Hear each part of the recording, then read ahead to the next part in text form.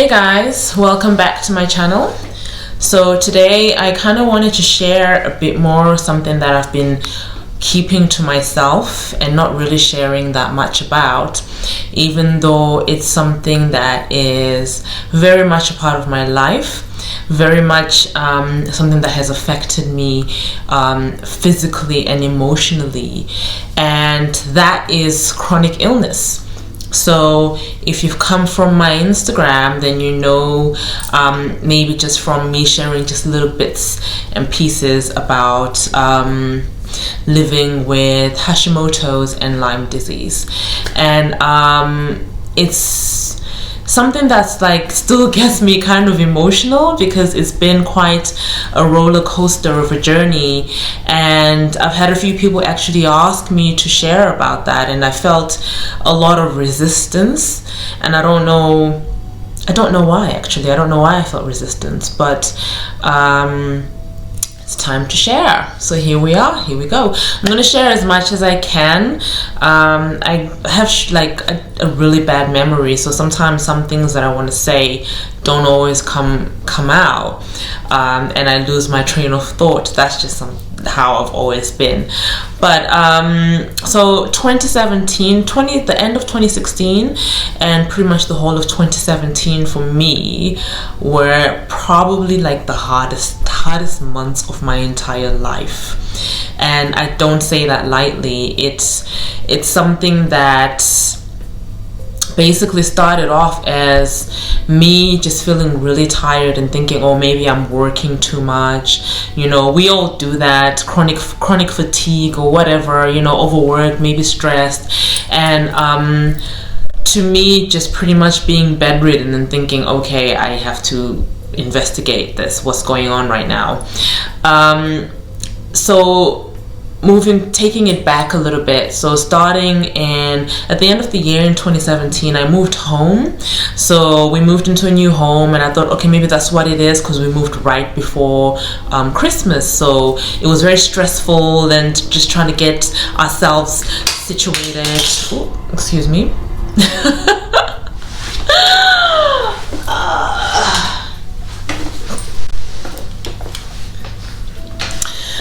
Right, so it was very stressful trying to get ourselves, you know, to feel at home in our new place before Christmas.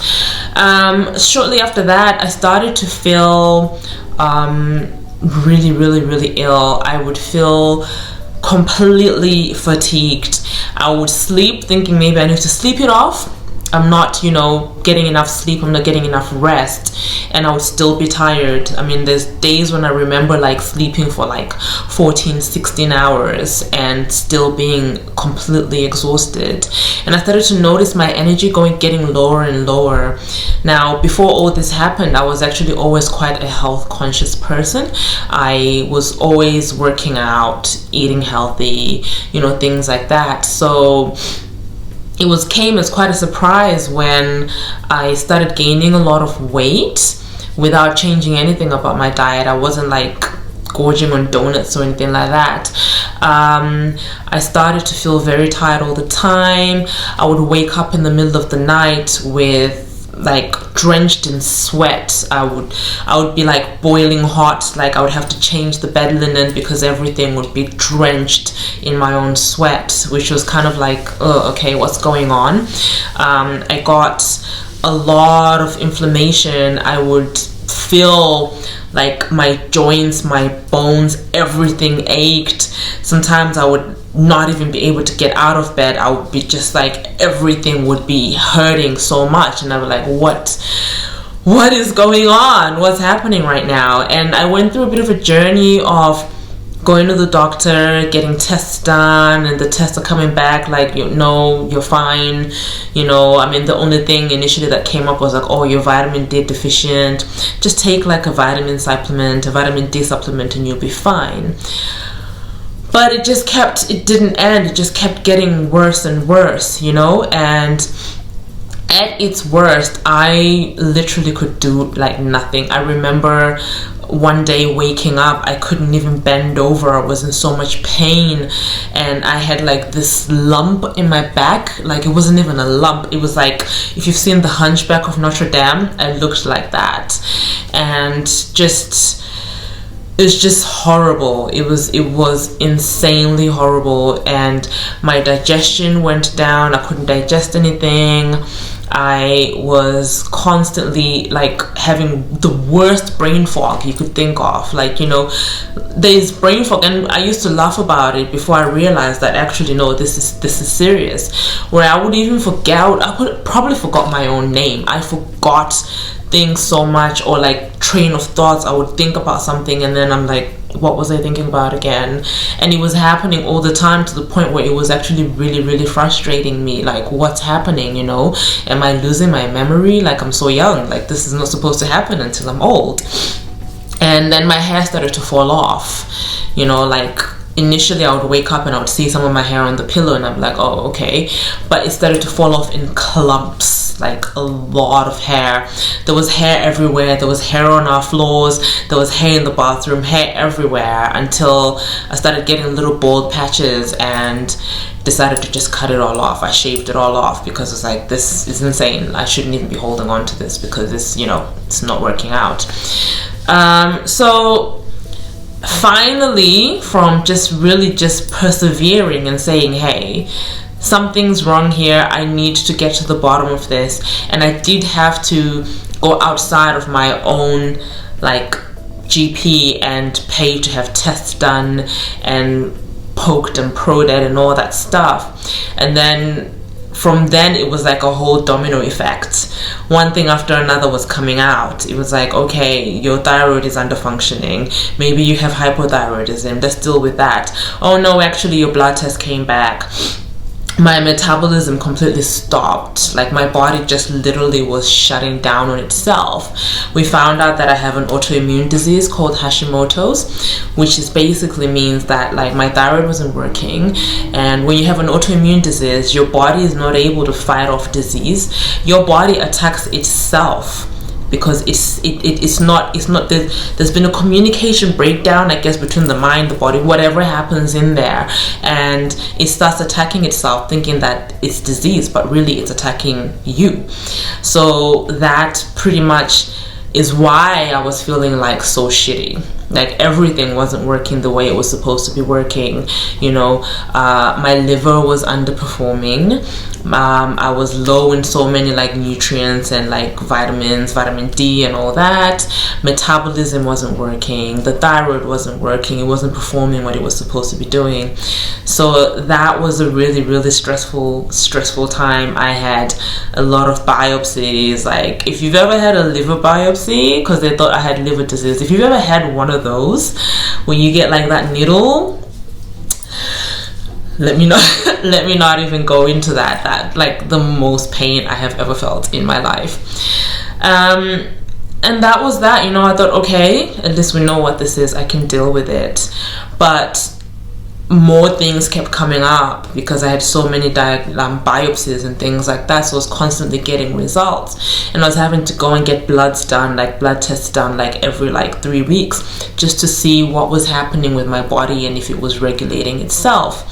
And soon after that, we found out that I have Lyme disease, which was another like devastating, like heartbreaking thing. And I was like, how do I have Lyme disease? Like, I've never, how do I don't have animals. I don't, like, how? I live in London, and you have all these questions like, how did this happen? How is this possible? You know. And it's really weird because my mom reminded me that I'd been bitten by a tick a long time ago, like when I was like 13, I think, or something like that.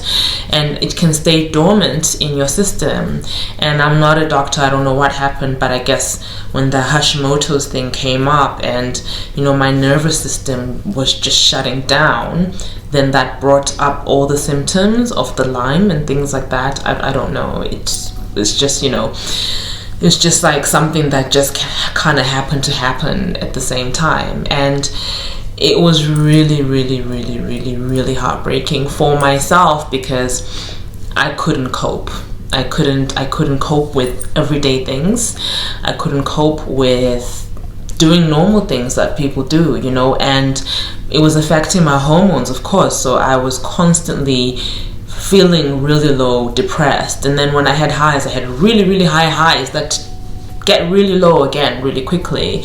And the hardest thing to deal with this is just talking to people about it, because Lyme disease, I think people have heard of it, but a lot of people don't know about it. Same as Hashimotos disease, a lot of people don't know about it, even though it's something that affects like at least 5% of the population, you know, and it affects a lot of women, and so many people go undiagnosed with these things, but we don't talk about it. I didn't even know like what it was until I had it, and it's really difficult because on the outside you look fine, you know, you look fine, people see you, you're fine, or hey Amanda, you're great.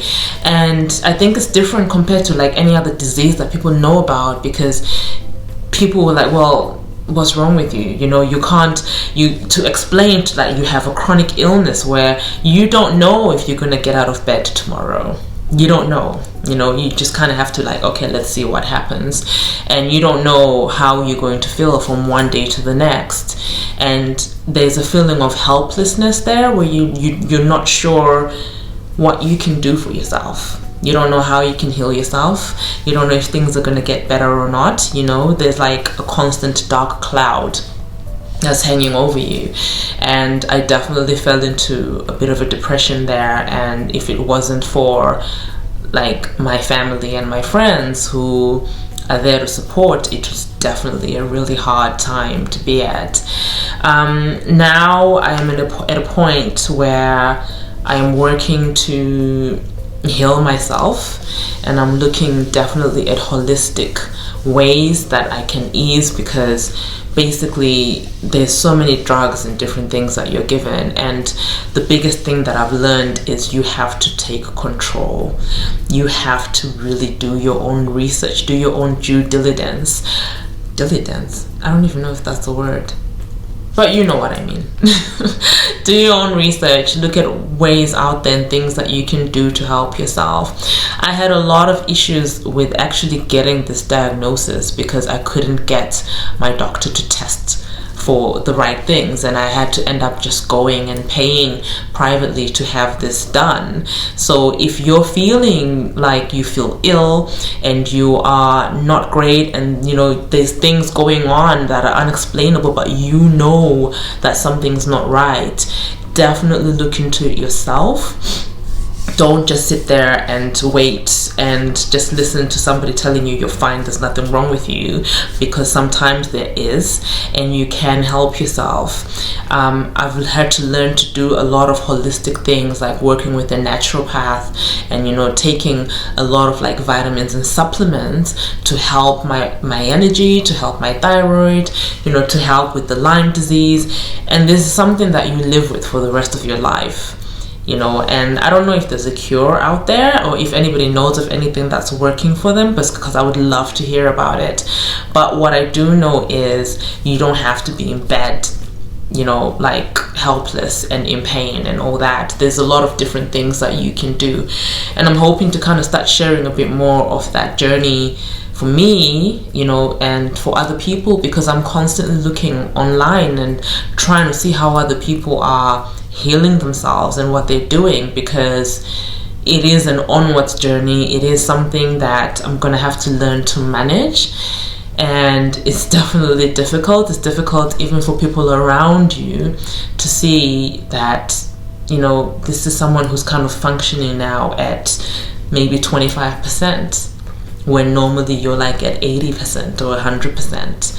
And it definitely changes your life. Your life changes. You can't get away from that, but it doesn't have to change for like the worst. And that's just kind of what I wanted to share. I wanted to share a bit more about that. I'm still new in this journey. I'm still trying to navigate around suffering with chronic illnesses, you know, and I'm learning to be easy on myself and to not take everything as a failure or feel like, you know, why me? Because I went through that as well. It's like, why is this happening to me? You know, I'm like healthy, I eat well, I'm quite conscious of the things that I do. And I'm sorry, I'm getting a bit emotional. But it's definitely something that's humbling, because it can happen to anyone, and you could be the healthiest person that you think you are, and it could happen. There's no explanation for why it happens. There's nobody else that I know in my family who has any of these illnesses, so I can't even say that it's genetic, but it's happened. And what happens now, what makes the difference is how we deal with it, how I deal with it. And I choose to be empowered. I choose to take control. I choose to be healthy and do whatever I can to make sure that I have a better quality of life, that I'm happy. And I think if I'm happy, my family is happy, my friends are happy, you know, everything is just so much better. So yeah, so that's the chronic illness part 1 of part 50 million other videos to come. But I overcame my fear of sharing about this, which has been the biggest hurdle for me, because sometimes we just never want to show weakness or come across as, you know, I don't know, like weak, basically. There's nothing else. But I'm getting strength through weakness. I'm getting strength through this entire journey, and hopefully I can document that a bit more. So if you do like this video, I hope you look forward to seeing more videos where I share about my health journey, because I know that I can and I will heal myself. So until the next video, guys, love the life that you're living. Bye.